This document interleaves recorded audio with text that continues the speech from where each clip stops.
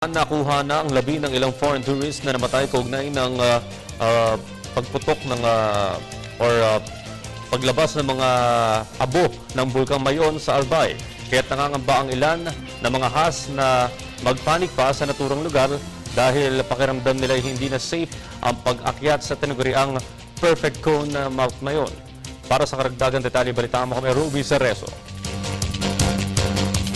Pansamantalang pinatigil muna ang pag-akyat sa Mount Mayon hanggat wala pang sigurado sa sitwasyon ng bulkan mula sa ulat ng PHIVOLCS.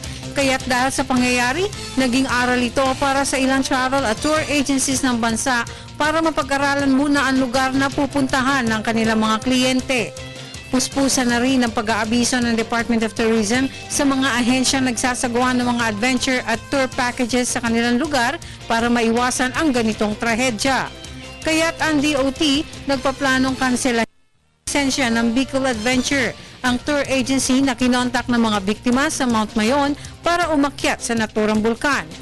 Ayon sa Department of Tourism, hindi accredited ng kagawaran ang tour guide na pinasama ng Bicol Adventure sa mga dayuhang turista.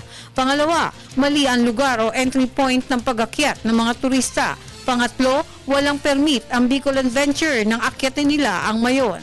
Ang rekomendasyon ng pagkansela ng kanilang lisensya ay idadaan ng Department of Tourism sa lokal na pamahalaan ng Legazpi City at nasa pagpapasya na ng lokal na pamahalaan na kung sila ay aayunan sa kanilang kahilingan.